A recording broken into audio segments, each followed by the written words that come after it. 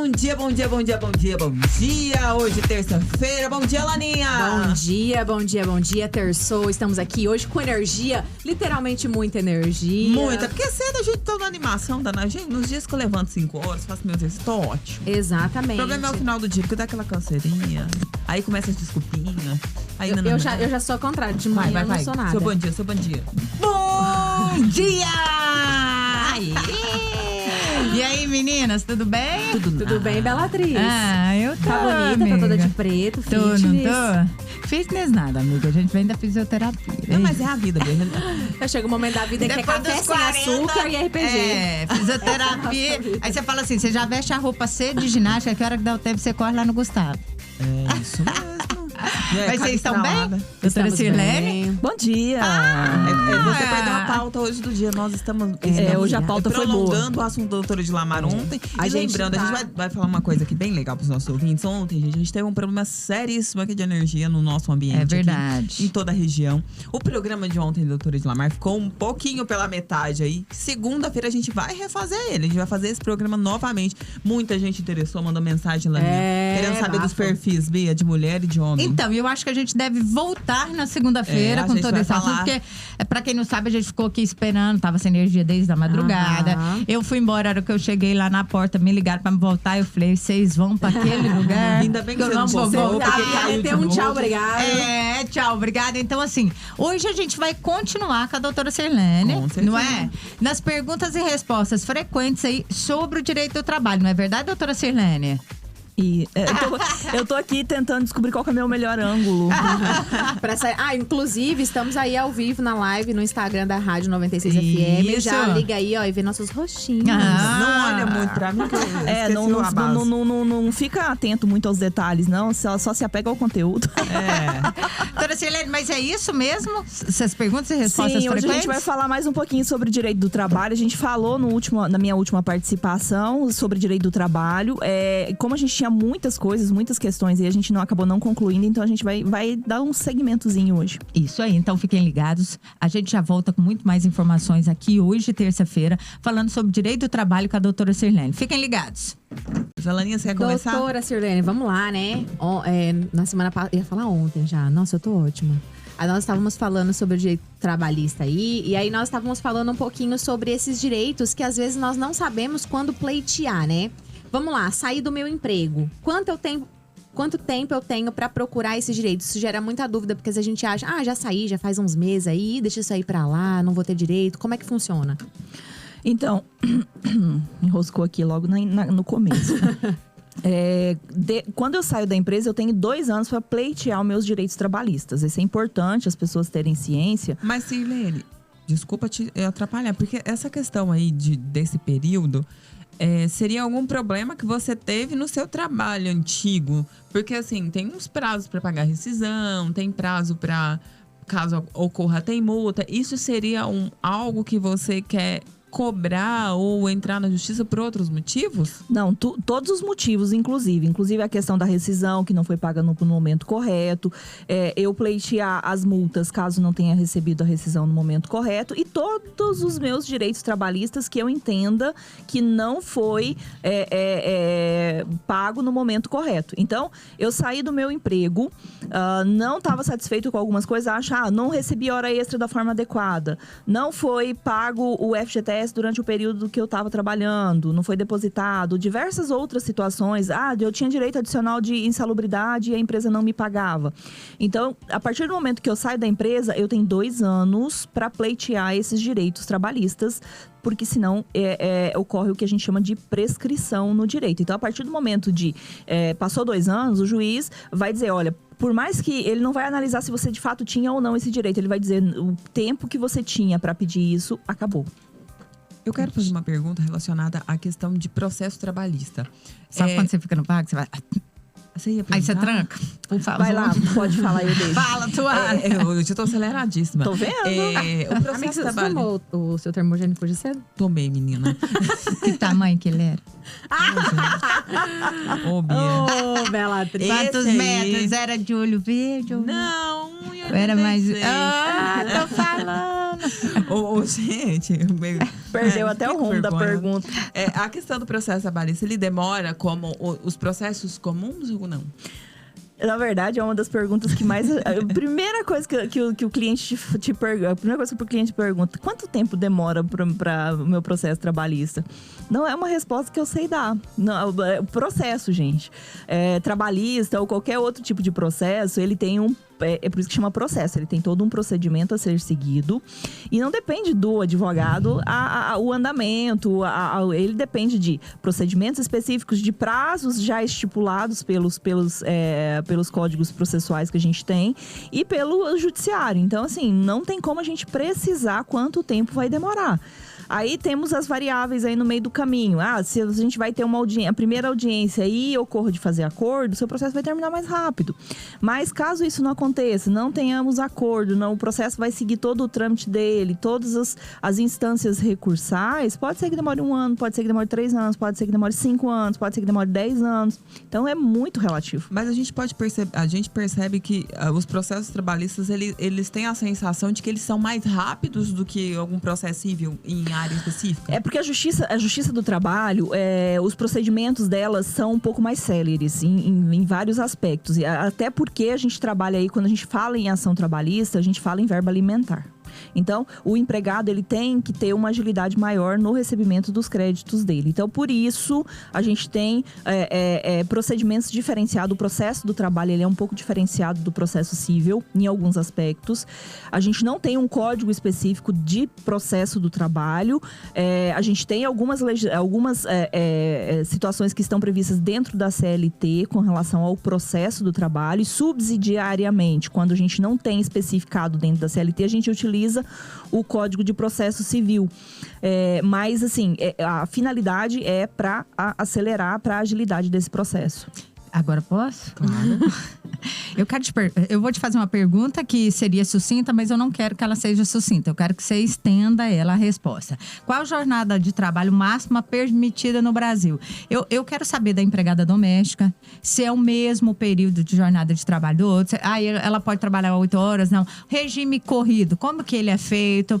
Quantas horas de descanso eu tenho? Quantos minutos que eu tenho? Queria que você falasse tudo pra mim, por favor. Nossa, ela tá... Porque ela falou que você tava acelerada, mas eu acho que ela tá um pouco... Você viu que ela já mandou, não quero que você seja sucinta. Não se resuma a dizer são 8 horas por dia. Não. Vamos à aula do direito do trabalho. 8 horas por dia, pula pra próxima. Não, vamos, né? Vamos esmiuçar esse negócio aqui. E eu tenho dúvidas em relação a isso, então, sabia? Porque tem gente que trabalha 6 horas, ele tem direito a 2 horas de almoço. Que rolo tem uns que que é é 7. O funcionário doméstico chega na sua casa às 7 horas, às vezes vai embora às 5 horas da tarde, ele para ali só meia hora. Como é que funciona? Então, vamos lá. Regra da CLT, jornada de 8 horas por dia, 44 horas semanais. Com descanso? Com descanso de, no mínimo, 1 hora. O descanso é mínimo. Então, se você quiser, ao invés de 1 hora, conceder 2 horas de intervalo, fica a seu critério. Mas eu não posso, se eu conceder 2 horas, eu não posso alongar para 9 horas de trabalho. Não. De qualquer forma, tem que ser 8 horas. 8 horas. O que exceder a 8 horas é jornada extraordinária. Entendi. Sendo jornada extraordinária, você vai ter que remunerar como adicional de jornada extraordinária. É isso que as pessoas precisam entender. Então, o que muitas vezes é possível fazer dentro de uma jornada semanal, porque como eu não posso extrapolar 44 horas semanais, não é só, eu não levo em consideração somente a jornada diária, mas sim uma jornada semanal. Então, se o funcionário extrapolou a jornada em um dia, eu posso compensar no dia seguinte, para eu não me encaixar aí na questão do pagamento do adicional de hora extra. Então, o funcionário hoje trabalhou 9 horas, amanhã ele trabalha 7, para que eu não precise pagar a hora extra para esse empregado. Então, o que é interessante, a jornada de trabalho é um tema que mais dá pano para manga dentro do direito do trabalho, porque é sempre muito problemático a jornada de trabalho, porque o empregado acha que está trabalhando muito e o empregador acha que o empregado está trabalhando pouco. Então acaba sendo essa dificuldade. Então, assim, eu tenho uma jornada 8 horas diárias, 44 horas semanais. Eu posso estender no máximo até 10 horas por dia. A CLT me proíbe trabalho além da 10ª hora. Então, que se você for conversar em qualquer empresa, todo mundo fala assim, não pode fazer 10ª hora, não pode exceder 10ª hora. Então, assim, é um limite. Porque aí, se você extrapolar, mesmo que você pague o adicional de hora extra para esse empregado, se você extrapolar a 10ª hora, você está cometendo uma infração e você está sujeito a penalidades pelos órgãos que fiscalizam. Então, além da questão do adicional, aí você tem todos os problemas aí relacionados aos órgãos fiscalizadores. Então, mesmo eu pagando adicional, não posso extrapolar o limite de 10. Não posso extrapolar. Um dos argumentos que quando a gente vê assim, pessoas que extrapolam jornada além da 10ª hora, não, mas eu paguei hora extra. Qual que é a finalidade de eu ter um limite de jornada de trabalho? O limite da jornada de trabalho é porque o empregado ele precisa ter vida além do trabalho. Então, ele precisa ter contato com a família, ele precisa ter horário de descanso. Porque o empregado cansado, que tem uma jornada que a gente chama de jornada extenuante, extremamente cansativa, acaba sendo menos produtivo.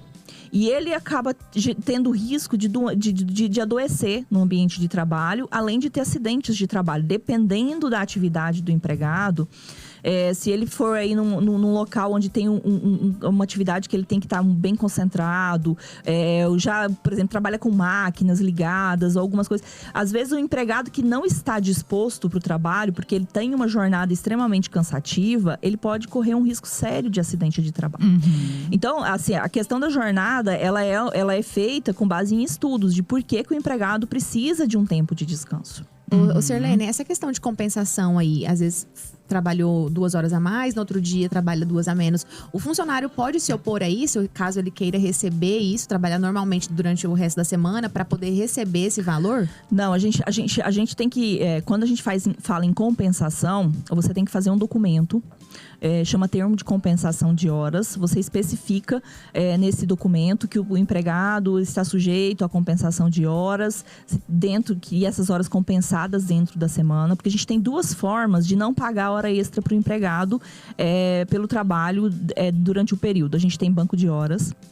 O banco de horas determina uma quantidade específica ali de horas que você vai jogando no banco e o funcionário vai ter folgas. O banco de horas é um pouco mais complexo, ele é um pouco mais difícil. E tem as compensações. As compensações, elas devem obrigatoriamente ocorrer dentro da mesma semana de trabalho.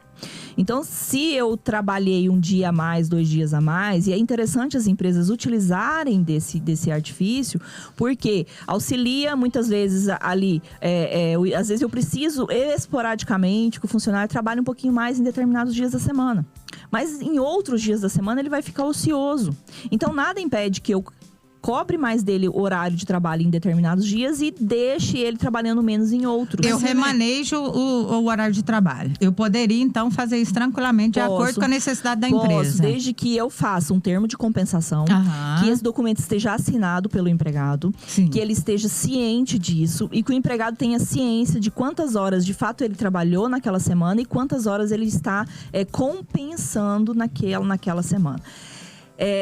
Aí você fala assim, o funcionário pode se opor. É uma regra que é a determinação da empresa. Não é o empregado que escolhe isso. O empregado nunca gosta de compensação de horas e banco de horas. Por quê? Porque ele quer trabalhar, ele quer ganhar mais. Por conta do adicional de hora extra.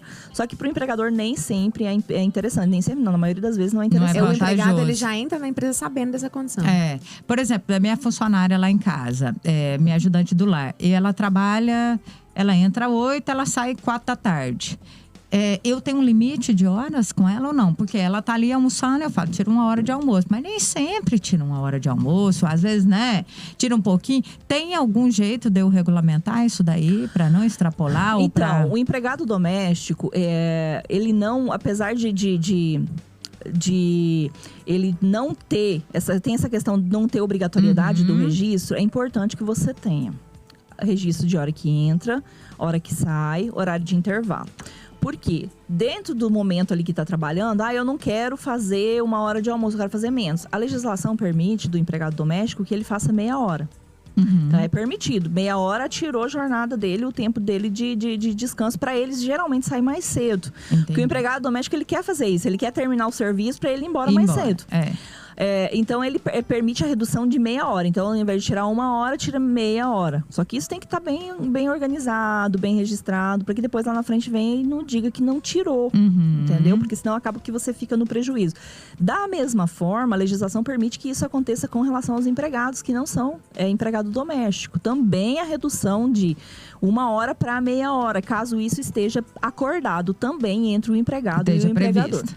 O que as pessoas precisam sempre entender, e às vezes a gente é redundante, repetitivo com relação a isso, se eu estou falando em relação de trabalho, relação de emprego, estou falando de uma relação contratual. Eu falo de uma relação contratual, isso tem que estar escrito. As regras têm que estar claras, tanto para o empregado quanto para o empregador. Porque às vezes o empregador ele vai mudando de regras conforme o entendimento dele no meio do caminho, pega o empregado de surpresa. Então nada melhor do que você já, quando contrata o empregado, já deixar tudo bem claro, bem esclarecido. É um punhado de papel que o empregado vai assinar lá no início do contrato de trabalho.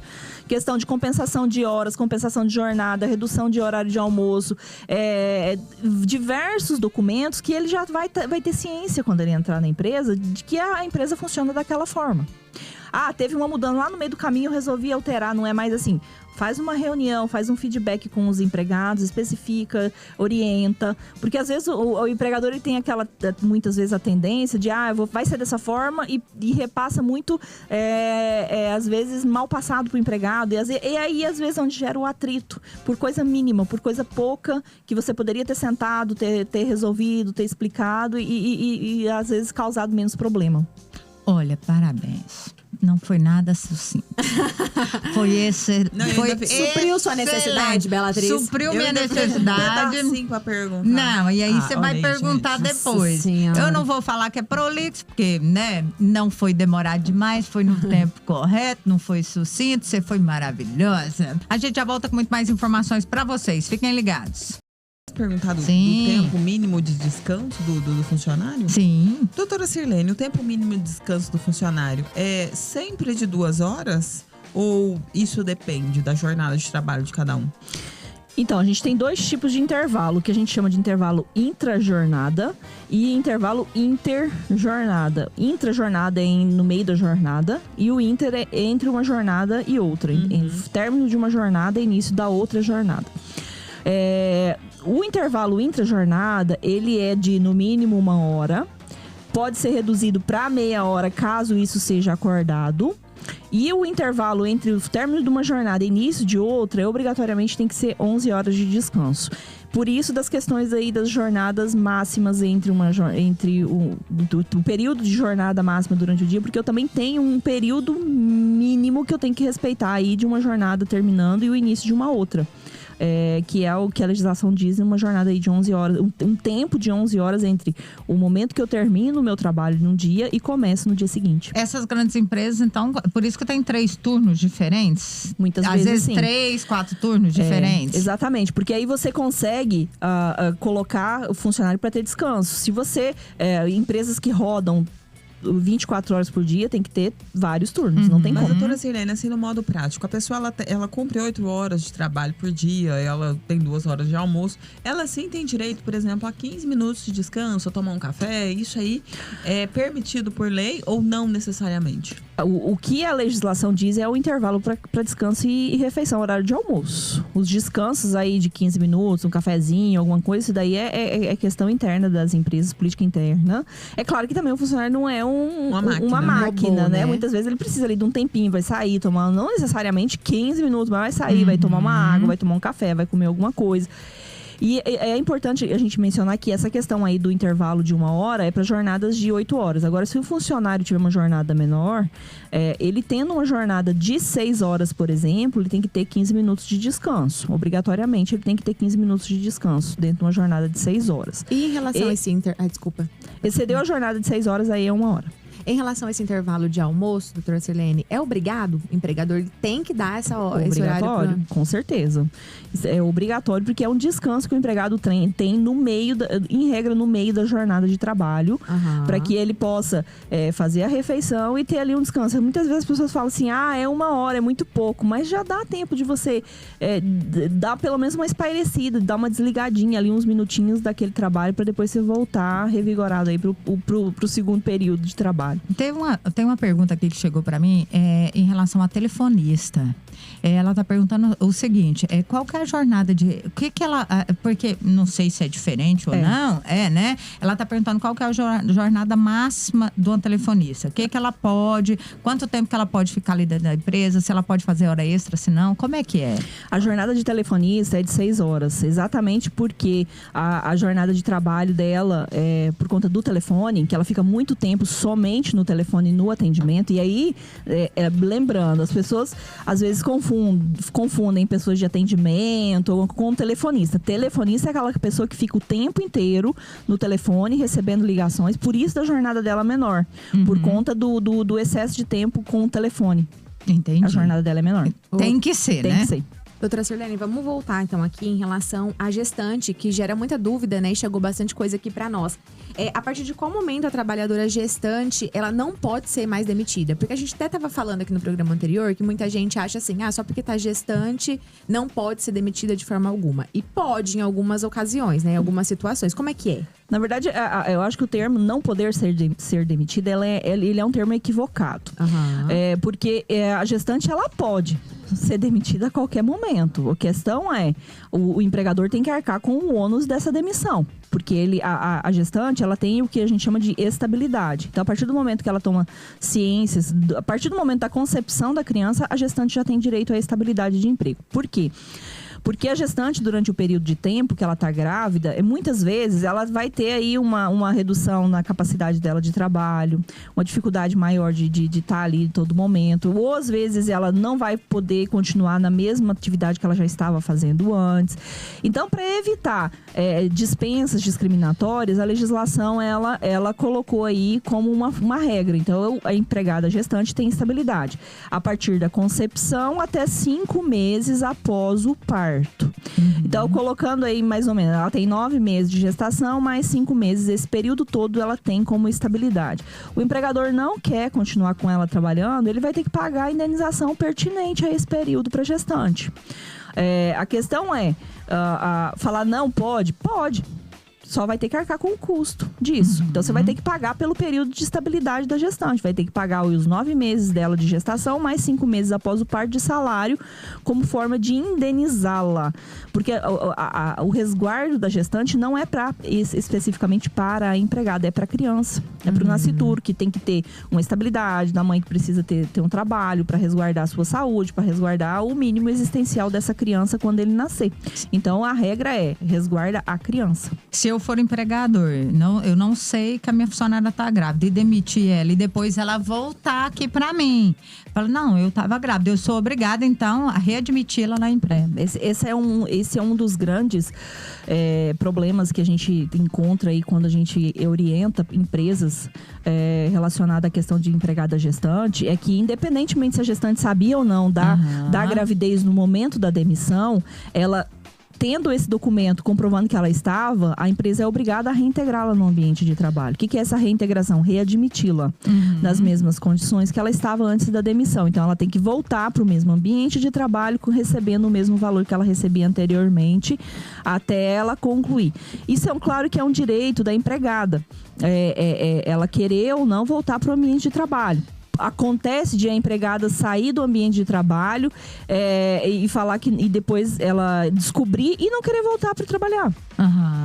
Muitas vezes, o que a gente já tem em algumas situações de decisões aí dos tribunais de justiça é daquela empregada que espera passar o período todo de estabilidade dos 12 meses, dos 9 meses mais os 5 meses após o parto, para depois ela pleitear a indenização, o que acaba impedindo o empregador de colocar ela de volta para o ambiente de trabalho, porque já passou o período estabilitário. Porque se eu tenho uma gestante, eu vou reintegrá-la, colocá-la ela de volta no ambiente de trabalho e depois que passar a estabilidade eu quiser demitir ela novamente, não tem problema nenhum, porque aí já não tem mais nada me impedindo nesse momento. Agora, a partir do momento que a empregada deixa passar o período todo e depois vai pleitear a indenização, já temos alguns entendimentos, isso deixando bem claro, isso não é unânime, isso não é a regra, mas a gente já tem alguns entendimentos de que, então se a empregada deixou passar todo o período, ela não estava interessada na estabilidade, ela estava interessada exclusivamente na indenização. Então a gente tem caminhado a passos muito lentos, no sentido de alguns tribunais aqui no Tribunal de Justiça de Goiás já vi decisões nesse sentido, no TRT 18 aqui de Goiás, no sentido de que se você deixou passar é porque você não tinha interesse, então você não tem direito nem à indenização. Então isso aí é uma coisa ainda que vem sendo trabalhada, porque assim, quem de fato quer se resguardar, imediatamente a partir do momento que eu sei que eu tô grávida, eu já vou procurar a empresa e já vou falar, olha, eu quero voltar pro trabalho porque eu quero me resguardar nesse período. Agora tem umas que não querem se resguardar, ela quer somente a indenização lá no final. Então isso acaba gerando um certo desconforto. Muitas vezes a empresa fala assim, mas por quê? Se ela não quis voltar a trabalhar, ela quis somente a indenização. Então a gente às vezes tem dificuldade de fazer o empregador entender porque é o que a gente tem hoje, é o que a gente tem na legislação. E se questiona muito porque desse tamanho desse respaldo para gestante, como eu falei, resguarda o direito do nascituro. Independente da vontade da mãe, é o direito da criança que está ali de ter um local seguro, a mãe ter condições de sustentá-lo. Doutora Sirlene, e essa estabilidade, ela atinge também as mulheres que estão em período de experiência? Sim, também. Nós tínhamos até um tempo atrás, nós tivemos mudança na legislação que quem tinha contrato por prazo determinado não tinha essa estabilidade. Hoje também. Hoje não tem discussão. Contrato de experiência, contrato por prazo determinado. Gestante tem estabilidade. Ficou grávida, tem estabilidade. Falou, doutora Sirlene, nós vamos pra música, nós já voltamos com muito mais informações para vocês. Fiquem ligados. Muito bem. Bora lá, doutora Sirlene, vamos falar sobre abandono de emprego. Como que eu sei quando um funcionário abandonou esse emprego? Tem que ter faltas reiteradas de uma vez só? Pode ser picada? O que eu faço? Então, o abandono de emprego, ele é caracterizado por 30 dias ininterruptos de faltas. Então, eu não posso ter faltas picadas. Eu tive 10 dias, voltei, mais 10 dias, voltei. Não, abandono de emprego... Primeiro, para eu demitir um funcionário por abandono, ele tem que ter 30 dias ininterrupto, sem voltar ao trabalho. E eu tenho que mandar correspondências para esse empregado solicitando o retorno dele ao trabalho. É obrigatório eu ter esse requisito. Então, o funcionário deixou de comparecer ao ambiente de trabalho. Normalmente, o que as empresas fazem? A gente manda a tal da cartinha. E esse documento ele tem que mandar com aviso de recebimento, porque você tem que ter comprovação de que se manda para o endereço que o funcionário indicou, especificou na empresa.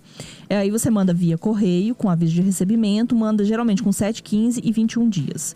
Não retornou ao trabalho, no 30º dia você pode mandar ele embora. Mas tem aquela questão que antigamente eu achava chique demais, a pessoa ser nomeada ali, convocada ali por edital no jornal, aí você viu o nome da pessoa, tem até quantos dias para voltar. Isso ainda existe? Não precisa, né, na verdade, porque acaba ficando mais caro para a empresa. Você manda por correio mesmo, manda uma cartinha com aviso de recebimento e aguarda um retorno. Agora, se for uma coisa mais assim, por exemplo, um funcionário que se a gente fala de funcionário que tá ali no dia a dia, agora você pega um funcionário que é de RH ou de uma área mais elevada da empresa, você pode mandar por e-mail, com um comprovante de que esse funcionário recebeu o e-mail. Doutora Sirlene, o que você tem que demonstrar é que o funcionário recebeu o documento solicitando o retorno dele. Aí, estendendo essa questão, o funcionário abandonou o emprego, deu prazo, já faz seu acerto dele, e aí ele sumiu. Como que eu pago essas verbas trabalhistas? Porque eu vou ficar com dinheiro ou não preciso pagar? Como que é isso? Aí que tá. Um erro que as empresas podem cometer também. 10 dias eu tenho para pagar o empregado. Independente se eu sei onde ele tá, onde ele não está, eu tenho que me desincumbir desse ônus. Então, demitir por justa causa, por abandono ao trabalho.